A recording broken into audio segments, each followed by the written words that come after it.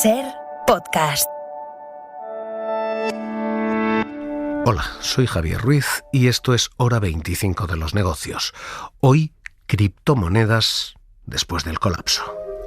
Este fue el anuncio más caro de la Super Bowl. Un anuncio que literalmente animaba a invertir en criptomonedas. I call it the wheel. Y que intentaba explicar y animar a la inversión a todos aquellos que eran relativamente cercanos a las apuestas deportivas. Esa estrategia es la misma que se siguió para convertir el Staples Center, el estadio de Los Ángeles Lakers, en cripto estadio.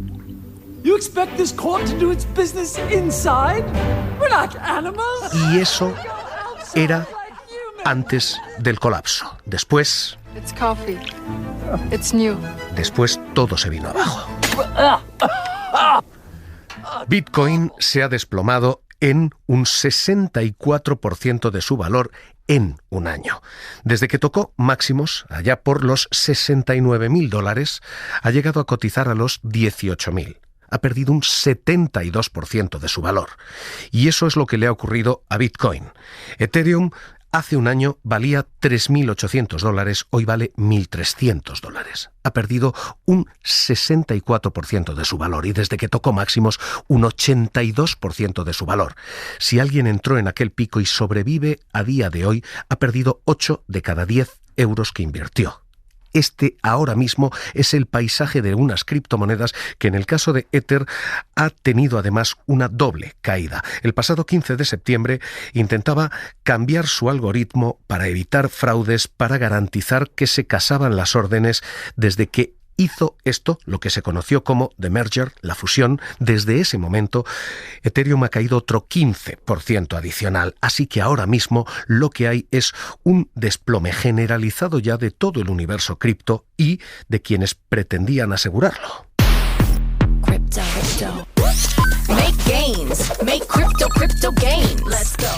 Porque junto al universo de criptomonedas hubo también criptoaseguradoras. We got your back. Blockade. We got your back. Blockade. Blockade. Crypto tax made easy. Que prometían aquello. We got your back. Que tenían tu espalda absolutamente cubierta. Eran compañías como Terra, compañías como Luna, compañías que teóricamente, incluso aunque se desplomara el valor, eran compañías de cripto real, es decir, ligaban sus criptomonedas a divisas reales, de forma que una de aquellas monedas virtuales valía literalmente lo que valía $1 real. Aquel esquema colapsó y lo que llegaba a valer $100, a día de hoy vale 0. En 72 horas directamente se desplomaba. Hoy la justicia ha dado orden de busca y captura al creador de aquel esquema, el de Terra, el de Luna, que ha dejado tras de sí un agujero de $40.000 millones. Elsa Llorente, ¿qué tal? Muy buenas noches. Buenas noches. La justicia de Corea del Sur ha solicitado la colaboración a Interpol para atrapar a Do Kwon, el cofundador de las criptomonedas Luna y Terra. Ha emitido una solicitud a fuerzas del orden de todo el mundo para localizar y detener provisionalmente al creador de esas monedas a la espera de extradición, entrega o acción judicial similar. Y en esa petición están incluidos él y otras 5 personas fugadas de la justicia, pese a que Kwon asegura en redes sociales estar a disposición de los tribunales. Terra y Luna, 2 monedas que supuestamente iban a ser estables, se derrumbaron hace unos meses y han dejado un agujero de $40.000 millones de inversores que acusan a la plataforma de engaño y estafa. La magnitud de esa presunta estafa es tal que supone el equivalente al PIB de todo un año de autonomías como Canarias o Castilla-La Mancha. Ese es el tamaño del agujero, $40.000 millones. Insisto en el dato que daba Elsa Llorente, el PIB de Canarias o de Castilla-La Mancha ha desaparecido con la caída de Terra, con la caída de Luna. Y con ellos han desaparecido también algunos personajes que han hecho de la extravagancia y de la provocación una especie de desafío a la autoridad, como si invertir en criptomonedas fuera invertir en antisistema. Do Kwon el creador de esto, dice ahora que no va a revelar su paradero salvo que estés jugando con él a un juego de geolocalización GPS o salvo que seáis amigos. Este es el hombre que ha hecho perder $40.000 millones a quienes han confiado en él. Esta es su respuesta en Twitter. Junto a él hay burlas que están costando también miles de millones a inversores que creyeron, por ejemplo, que iban a vender Twitter a Elon Musk. But it's fundamentally an information system, so I think it makes sense to support something that improves un hombre que ha defendido Bitcoin cuando le ha convenido y que ha hundido Bitcoin y todas las demás monedas cuando ha querido.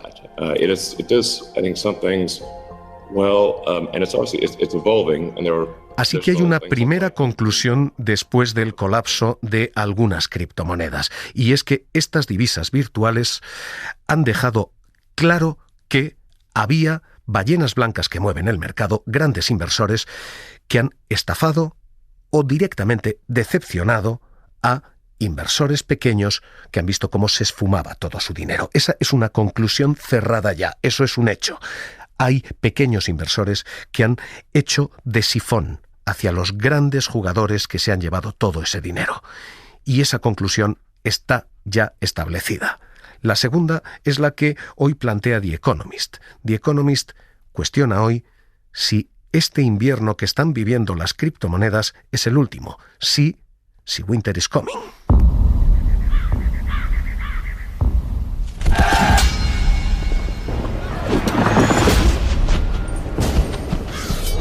Winter is coming.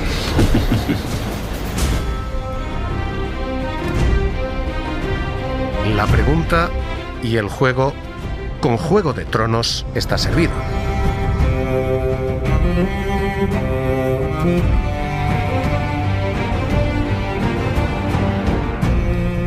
Porque un semanario como The Economist, que nació precisamente defendiendo principios del liberalismo, está siendo acusado por quienes confían en las criptomonedas precisamente de traidor, de no ser suficientemente fiel a los principios liberales. The Economist plantea una simple cuestión, y es desde cuándo la fe ciega, sin leyes y sin normas, se ha convertido en nuevo dogma.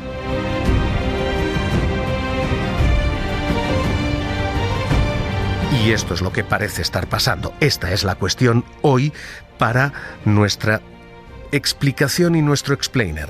Si este es el último invierno de las criptomonedas. ¿Qué está ocurriendo en ese universo?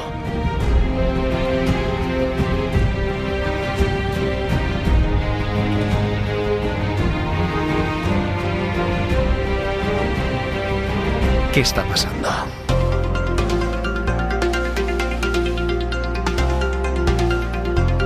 Y lo primero que está pasando es una nueva tendencia en el mercado. Todo lo que hasta ahora se había negociado en criptomonedas, todo lo que hasta ahora se había invertido, todo aquel furor ha desaparecido. La negociación en criptoactivos está cayendo a un ritmo del 32% por trimestre según los datos de Broker Chooser. Hay una negociación que ya es cada día menor en criptomonedas y en monedas virtuales y cada día mayor en acciones convencionales. De hecho, nombres como FTX está permitiendo ya a quienes compraban comprar acciones. Nombres como Bitpanda, el gran jugador europeo, uno de los mercados de criptomonedas más grandes de la Unión Europea, permiten ya la compra de acciones tradicionales. Así que lo que está viendo es una integración de mercados. Y desde el otro lado, también se está aceptando una cierta integración y normalización del Bitcoin, pero no como una nueva panacea, sino como un activo de riesgo. Fidelity está permitiendo que pueda ser incorporado, por ejemplo, a los fondos de pensiones americanos, a los 401ks. Así que ahora mismo lo que hay es, en primer lugar, una integración que parece estar llevando todo a un consenso, el de que es necesaria regulación, como decía la presidenta del Banco Central Europeo, Christine Lagarde. diciendo que es un activo de especulación de alto riesgo y que cuando se mira el desarrollo de lo que está ocurriendo hay investigaciones sobre legalidad, seguirá habiéndolas y de momento lo que hay es mucha incertidumbre y mucho riesgo para quien invierte allí. Así que en el mundo financiero la primera tendencia que se puede destacar es esta, la de la integración de activos. Quien invierte en criptomonedas invierte ahora en acciones normales y en el resto del mercado. Esto se empieza a diluir y aquel furor empieza a integrarse. La primera tendencia es la de la integración. Pero quienes todavía defienden que esto es la panacea están cayendo no en la integración. La otra tendencia es la del integrismo. Y ahora, ¿qué nos espera? El evento donde todos van a salir ganando. Van a conocer más, van a invertir más, se van a enriquecer más. Este es el anuncio de esa criptoferia que se celebraba en el WeThink Center aquí en Madrid. El 27 de agosto. ¿Cómo? Gratis. Sí, gratis. Para un número limitado de personas. Que prometía enriquecer a todo el mundo. Desde entonces hasta hoy, quienes han invertido en esa moneda han perdido casi un 20% de su inversión. Regístrate y no pierdas tu oportunidad ni tu plaza. Pero sigue habiendo quien considera que invertir en esto es ser un antisistema, avalado por supuestos gurús. Bueno, buenas tardes a todos. Buenas tardes también a los supervisores de la CNMV si nos están viendo y por tanto supervisando. Y por gente que ha sustituido la inversión y la rentabilidad por la fe absolutamente ciega. Estos los testimonios que captaban nuestros compañeros del Huffington Post. Gran parte de mi capital lo tengo más en criptomonedas que en euro. A ver, realmente perder es que pierdes cuando vuelves a cambiarlo a euros. O sea, la gente realmente lo que quiere la CNV y toda esta gente, yo creo que es como centralizar todo, que no lleguemos a más educación, a más información y todo eso.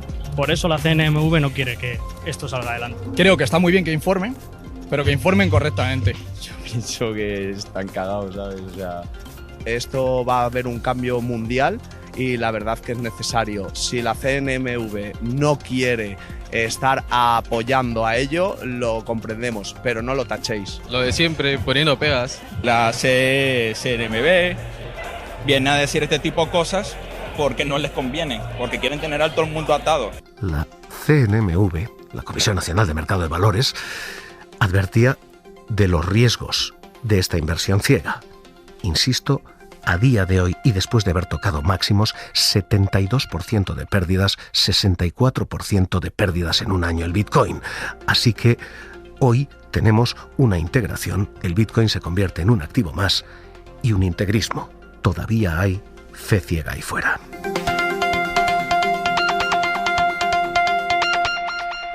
Todo este es el paisaje que queda después del criptocolapso. Y a todo esto hay que añadir una nota más. Y es que mucho del dinero tradicional que había invertido aquí, sabiendo que esas monedas virtuales eran activos de alto riesgo, han encontrado ahora otra rentabilidad. Con las subidas de tipos, todo ese dinero que descansaba en jugadas de alto riesgo están yéndose a los tradicionales bonos porque la deuda fija sube y su rentabilidad se dispara, con anuncios como el de Jerome Powell.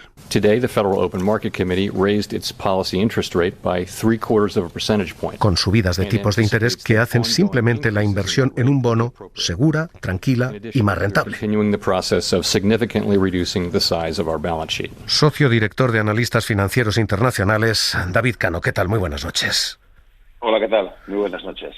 Tenemos varias conclusiones. Ya digo, la primera es que en toda esta jugada había estafadores, eso es un hecho. La segunda es que parece haber cierta integración en el mercado y la tercera es que todavía quedan integristas ahí fuera. Esto, digo, es el paisaje que vemos nosotros. ¿Cómo lo ven ustedes después de toda la tormenta y después de caídas de semejante calibre? ¿Las criptomonedas están aquí para quedarse, para desaparecer? Muy bien. Bueno, en primer lugar, la tecnología blockchain es la que está aquí claramente para quedarse y seguramente también las criptodivisas, no tantas como existen en la actualidad, pero evidentemente a futuro se utilizarán como medio de pago, incluso como medio de ahorro. Pero intentar pensar que las criptodivisas va a ser un activo que permita una importante revalorización de tu inversión, bueno, pues yo creo que ha quedado puesto de manifiesto que no es el caso. Y si lo fuera, desde luego sujeta a una abundante y elevadas dosis de volatilidad, como estabais comentando. Hay una sensación de que quien invierte aquí escapa al sistema. ¿Es una sensación cierta esta? Bueno, la verdad es que no lo creemos así. Al final el sistema de oferta y demanda persiste, y persiste también asociado a algunos elementos que son los que estamos viendo ahora. La normalización de la política monetaria de los bancos centrales, y lo habéis comentado.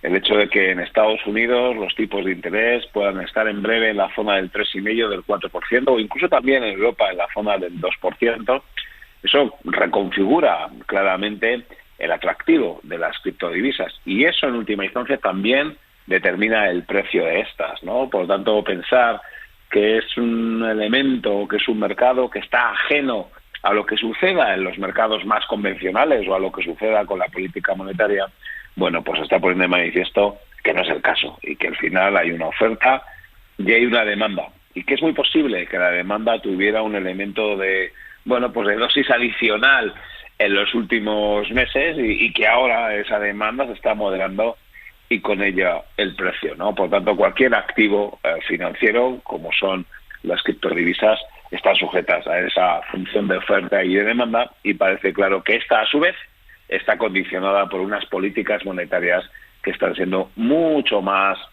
o que están endureciendo mucho más en los últimos meses de lo que podríamos haber pensado hace apenas 9 meses. En el mundo financiero ahora, ¿se puede adivinar alguna tendencia? ¿El Bitcoin sube, toca suelo?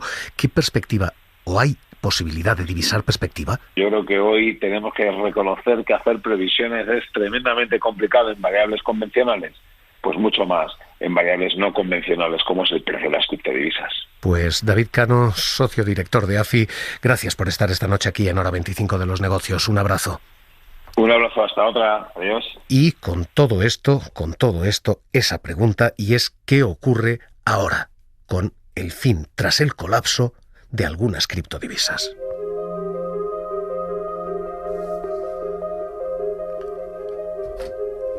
Su presentación en tiempos de esplendor era esta en la Super Bowl.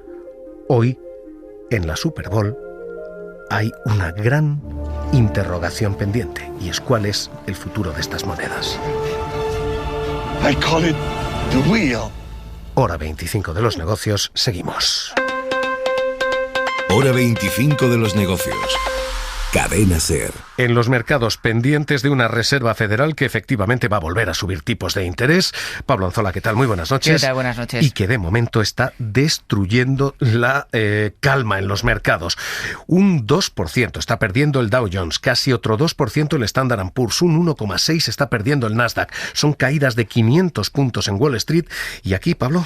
Pues el IBEX termina perdiendo un 1,5%, se queda por debajo de los 7.900 puntos, en la que ha sido una jornada tensa en el mercado europeo y de mucha volatilidad. Las caídas en toda Europa se han ampliado con la apertura de Wall Street, y los principales índices terminan con caídas de más de un 1%, por ejemplo, para Frankfurt o París. Aquí en casa, el índice español deja una tabla teñida de rojo, con construcción y las inmobiliarias como grandes protagonistas en la parte baja. SACIR es la que más cae, se deja más de un 7%. Solo 5 compañías dentro del IBEX finalizan la jornada en verde, entre las que figuran CaixaBank y Sabadell. Se anotan, en todo caso, menos de un 1%. José Miguel Maté, consejero delegado de Tresis, ¿qué tal? Muy buenas noches. ¿Qué tal? Buenas noches. Importante mañana la decisión, que parece ser de subida de tipos, y más importante todavía el mensaje de ¿y a partir de aquí qué? ¿Qué podemos esperar? ¿Todavía nos viene mucha cuesta arriba? ¿Todavía van a subir más los tipos? Pues me temo que sí. Me temo que la respuesta es que los tipos tienen que seguir subiendo. La rentabilidad real, teniendo en cuenta o descontando la inflación, sigue siendo muy negativa, y eso pensamos que tanto la Reserva Federal como el Banco Central Europeo van a seguir subiendo tipos, y además de manera agresiva. ¿Hasta dónde y durante cuánto tiempo? pues esa es la clave, ¿no? Saber si se van a conformar con llegar al 3,75 o 4% en el caso de Estados Unidos, o van a ir un poquito más arriba, y aquí en Europa exactamente lo mismo. Por tanto, nos queda todavía bastante tensión. ¿Y eso en mercado qué significa? Porque estamos viendo desplomes de 500 puntos en el Dow Jones que, en fin, dan sensación de pánico.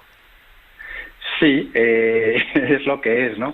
Cuando suben los tipos de interés, realmente se pone en duda, primero, el crecimiento de la economía. Y si se pone en duda el crecimiento de la economía, se pone en duda el crecimiento de los beneficios empresariales. Y si se pone en duda el beneficio empresarial, pues se pone en duda la valoración.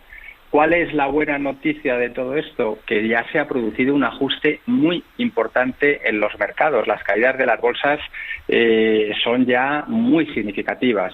Las valoraciones que están alcanzando en términos fundamentales, es decir, descontando los beneficios, empiezan a ser atractivas. Es decir, ópticamente vemos muchos índices y algunos sectores especialmente baratos. ¿Cuáles son esos sectores donde entrar?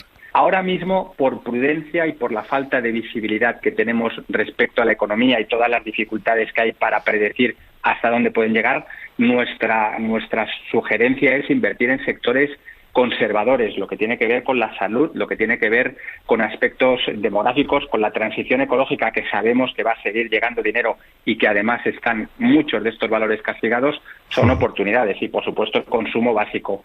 Pero tenemos que tener, me permite la expresión, el dedo en el gatillo con, por ejemplo, el sector tecnológico, que está muy, muy, muy castigado, con caídas muy significativas desde el principio de año. Estamos hablando ya de niveles de casi el 30% en el caso del Nasdaq. Por tanto, en esos sectores, digo, para inversores de largo plazo, para inversores que tienen horizonte temporal, es seguramente momento para empezar a pensar si podemos ir entrando, ¿no? Pero con mucha prudencia. Más, primero, los sectores conservadores, y luego ya iremos entrando en estos sectores que, como digo, están muy castigados. Pues consejero delegado de Tresis, José Miguel Maté, gracias por estar esta noche aquí en Hora 25 de los Negocios. Un abrazo. Un abrazo, muchas gracias.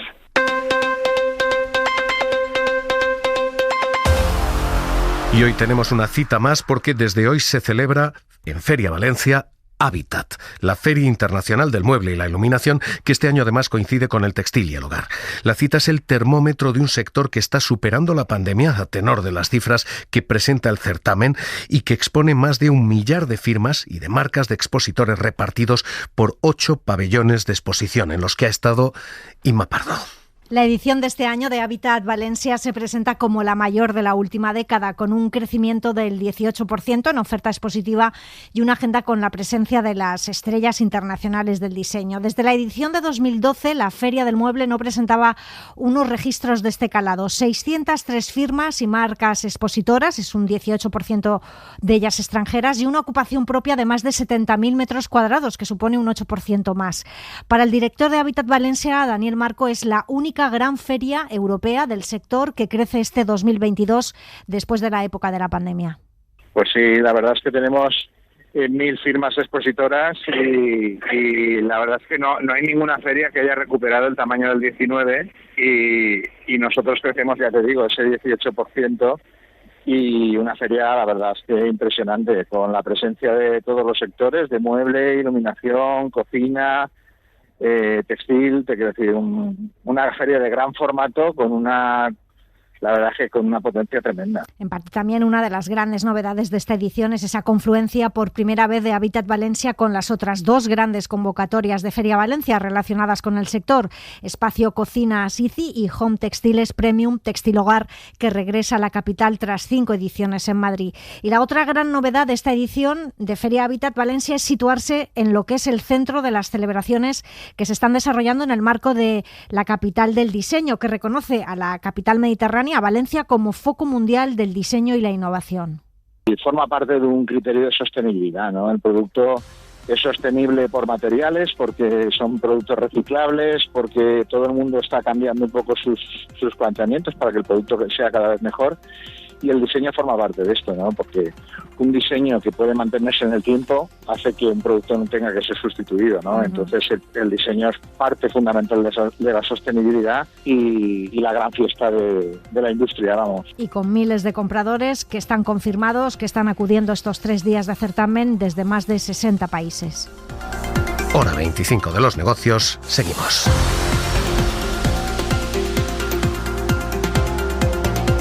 Suscríbete a Hora 25 de los negocios. Todos los episodios y contenidos adicionales en la app de Cadena SER y en nuestros canales de Apple Podcast, Spotify, iVoox, Google Podcast y YouTube.